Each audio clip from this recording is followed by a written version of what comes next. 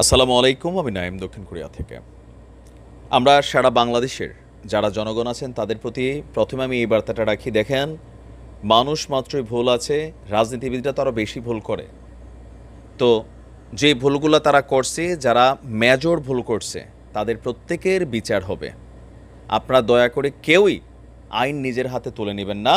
বর্তমানে বাংলাদেশের বিভিন্ন জায়গায় যে পরিমাণ ডাকাতি, লুটপাট, চুরি, ছিনতাই এগুলো হচ্ছে, এগুলো কিন্তু আমি আপনি কন্ট্রোল করার দায়িত্ব না। এগুলোর জন্য আমাদের যে বাহিনী আছে, পুলিশ, তাদের কিন্তু থানাতে ফেরা জরুরি।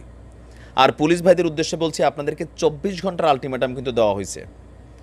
তো যদি আপনারা জয়েন না করেন, 2 লাখ পুলিশ বাদ দিয়া এই দেশে এখন মিনিমাম 20 লাখ মানুষ বেকার আছে, ওইখান থেকে নতুন টিম নিয়ে নিবে। আপনাদের যে দাবি দেওয়া, সেটা নিয়ে আইজিপি সাহেব কথা বলছেন। আমরা মনে করছি এখন বাংলাদেশের কোনো পুলিশের গায়ে যদি কেউ হাত দেয়, তারে ঝুলাইয়া, ওই যে আমরা অনেক জায়গায় দিচ্ছি পুলিশে ঝুলাইছে, তারে ঝুলাই দিতে হবে। কেন? কারণ তোমারে এই ক্ষমতা দেয় নাই। 2-1 জন পুলিশ একটা থানার মধ্যে, আমরা ধরি সারা বাংলাদেশে হয়তো 20% পুলিশ খারাপ ছিল, কথার কথা। তো সেই 20% পুলিশ প্রত্যেককেই আইনের আওতায় আনা হবে বিচারের মাধ্যমে। কারণ ক্ষমতায় কিন্তু এখন বিএনপি বসতেছে না যে আইসা ওই ঠিক আছে আমরা আসতেছি, আমাদেরকে সার্ভ করবা, তোমরারে আমরা মাফ করে দিব, এটা কিন্তু না। দেখতেছেন তো ইউনূসের সরকার আসতেছে, আর এই সরকার আসতেছে রাষ্ট্রকে সংস্কার, পুলিশকে নতুন করে ঢালাওভাবে আবার তৈরি, পুলিশ অ্যাসোসিয়েশন বিলুপ্ত করা হয়েছে। তো এই মুহূর্তে বাংলাদেশে আইনশৃঙ্খলা বাহিনীর যে পরিস্থিতির অবনতি হয়েছে, সেই জন্য পুলিশের সকল সদস্যকে, বাংলাদেশের যেই জায়গা থেকে আপনি আমাকে শুনছেন, ভিডিওটা সবাই শেয়ারও করেন, আজকের মধ্যে নিজ নিজ ইউনিটে যোগ দিতে নির্দেশ দিয়েছেন পুলিশের নবনিযুক্ত পুলিশ মহাপরিদর্শক আইজিপি মোহাম্মদ ময়নুল ইসলাম। খুবই ভদ্র মানুষ হিসেবে আমার কাছে মনে হয়েছে। আর এই মুহূর্তে যাদেরকে পিক করা হচ্ছে, মনে রাখেন, তারা নিরপেক্ষ একটা অবস্থানের মানুষ। তাদেরকে কিন্তু বিএনপি সরকার এই সোনার আইজিপি বানাচ্ছে না। বিএনপি সরকার এসে যদি আইজিপি বানায়, বুঝতে হবে এটা বিএনপি পন্থী। আওয়ামী লীগ সরকার এসে আইজিপি বানাইলে এটা আওয়ামী লীগ পন্থী। যার কারণে এই যে আইজিপি চুক্তি করে বাথরুমের কমরে লুকাই রয়েছে, ভিডিও দেয় না গোপন জায়গা থেকে। হ্যাঁ, এতদিন মানুষের জঙ্গি কইতে কইতে নিজেই এখন গোপন জায়গায় ঢুকে গেছে। তো এগুলার জায়গাতে এখন যিনি আসছেন, আমাদের বর্তমান যিনি আইজিপি আছেন মনুল স্যার, আমি ওনার ব্যাকগ্রাউন্ড ঘাটলাম, তো মোটামুটি একটা ক্লিন চার্ট, একটা ব্যাকগ্রাউন্ড আছে। সুতরাং ওনার কথাতে আপনারা ভরসা রাখতে হবে। পুলিশ ভাইদের উদ্দেশ্যে বলি যে গতকালকেও কিছু পোস্ট দেখছি, সত্য মিথ্যা জানি না, তবে আমার ধারণা এগুলো গুজব, যে অনেক জায়গায় অনেকে আসতে নিছে, হামলা করছে। এগুলো একটা শ্রেণী কিন্তু চায় না, একটা শ্রেণী এই মুহূর্তে চায় না যে পুলিশ ব্যারাকে ফিরে আসুক, কারণ আসলে এরা লুটপাট, ডাকাতি, ছিনতাই এগুলা করতে পারবে না। তবে পুলিশরা তাদের নিরাপত্তা চাচ্ছেন। এখন নিরাপত্তা আপনারা একটা জায়গায় বসে থাকলে তো নিরাপত্তা হবে না। রাষ্ট্রের যদি ক্ষতি হয়, তখন আপনার নিরাপত্তা কে দিবে? এখন আমরা দেখছি বিভিন্ন জায়গায় ছাত্রছাত্রীরা দায়িত্ব পালন করছে, সেনাবাহিনী করছে, আমাদের আনসার বাহিনী করছে, আরও বিভিন্ন ধরনের নানান ডিপার্টমেন্টগুলো এখানে কাজ করছে। সো আইজিপি বলছেন যে বৈষম্য বিরোধী ছাত্রদের যৌক্তিক আন্দোলনকে কেন্দ্র করে দেশবাসীর প্রত্যাশা অনুযায়ী তিনি দায়িত্ব পালন করতে পারে নাই বাংলাদেশ পুলিশ। সেই জন্য তিনি বলছেন যে অনেকেই ক্ষুব্ধ হয়েছে, অনেকেই স্ব ইউনিটে নেই। আর কি বলা হয় যে জনগণের জানমালের নিরাপত্তা নিশ্চিতে আমরা নতুন করে সব শুরু করতে চাই। তাই সবাইকে আগামী 24 ঘন্টা অর্থাৎ 8ই আগস্ট বৃহস্পতিবার সন্ধ্যার মধ্যে, আপনি যখন নিউজ দেখছেন আর কয়েক ঘন্টা বাকি আছে, এই সময়টার মধ্যে নিজ নিজ কর্মস্থলে ফেরার নির্দেশনা দেওয়া হয়েছে।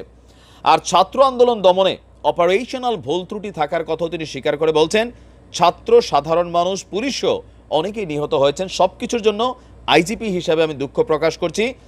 জননিরাপত্তাকে মাথায় রেখে শৃঙ্খলা ফিরিয়ে আনতে বাংলাদেশ পুলিশ বদ্ধপরিকর। তো যেসব পুলিশ সদস্যের অতি উৎসাহ এবং পেশাদার আচরণের কারণে অপেশাদার আচরণের কারণে এই পরিস্থিতি সৃষ্টি হয়েছে, তাদের বিরুদ্ধেও যথাযথ ব্যবস্থা নেওয়ার ঘোষণা দিয়েছেন তিনি। তো এই মুহূর্তে বাংলাদেশ থেকে ভাগার সুযোগ নেই, এয়ারপোর্ট দিয়েও ভাগার সুযোগ নেই, সীমান্ত দিয়েও ভাগার সুযোগ নাই। আর এই সকল পুলিশ সদস্যদের কিন্তু ফুটেজ আছে, পুলিশদের মধ্যেও আপনার ব্যাচমেট হইতে পারে, বাট তার কারণে আজকে বাংলাদেশে শত শত পুলিশ মারা গেছে। এরকম যারা আছে তাদের কিন্তু বিভাগীয় ইনভেস্টিগেশন হবে, ফুটেজগুলো সামনে আসবে, এদের পালানোর আর সুযোগ নাই। আপনি যদি নিরপরাধ হয়ে থাকেন, আপনার কোনো সাজা হবে না। আর যারা ছোটোখাটো মানে লাঠিচার্জ করছে, এটা স্বাভাবিক, এটা পুলিশ হিসেবে দায়িত্ব। পুলিশের উপর ইটপাট খেলাচ্ছে, তারাও মারছে, টিয়ার শেল মারছে, এগুলো খুবই স্বাভাবিক, পুলিশের কাজই হচ্ছে এগুলা। কিন্তু আমিও মনে করি আপনাদের উচিত এই মুহূর্তে নিজ নিজ দায়িত্বে ফিরে যাওয়া। আর আপনার পরিচিত, আমি আমজনতাকে বলছি, আমার আপনার পরিচিত যেই সব এলাকাতে যে সকল থানাগুলো আছে, নিজেরা নিরাপত্তা দেন, পাশাপাশি পুলিশটা জয়েন করার পরে একটু পরিস্থিতি স্বাভাবিক হতে সময় লাগবে। নিজেরা সচেতন থাকতে হবে যেন কোনো পুলিশ ভাইয়ের উপর কোনো ধরনের উস্কানিমূলক আচরণে, এবার এটা আওয়ামী লীগ, যুবলীগ হোক, বিএনপি হোক, শিবির হোক, জামাত হোক, প্রত্যেকটা দলের যারা মানুষ আছেন তারা কিন্তু সচেতন থাকবেন। কারণ একে ঘটাই অন্যের উপর দোষ চাপাচাপি শুরু হয়ে গেছে। আর প্রত্যেকটা দলের প্রধানরা কিন্তু বারবার বলছে, তারেক জিয়া বলছেন, জামাতের আমির বলছেন, তারপর কি বলা হয় যে আইজিপি সাহেব বলছেন, ডক্টর ইউনুস বলছেন, সবাই কিন্তু বলছেন, সেনাপ্রধান বলছেন। তো যারা এই দুষ্কৃতিকারী এরা যখনই কোথাও ঘটনা ঘটবে বাইন্ধা থানার সামনে ঝুলাই রাখবেন, সেনাবাহিনী এসে ধরে নিয়ে যাবে। দিন শেষে একটা জিনিস খেয়াল রাখেন, আমাদের পুলিশ ভাইদেরকে গত 53 বছর আমার আপনার দলগুলা বিপথে পরিচালিত করছে। তাদের মধ্যে লোভ ঢুকছে, উপরের অফিসাররা বিলিয়নস অফ টাকা কামাই ফেলছে। আমাদের পরিবারগুলো চাপ দিছে, কিতা করো, কয় টাকা আনো, অমুকের চাও, হ্যাঁ, লোভ আমরাও তৈরি করছি।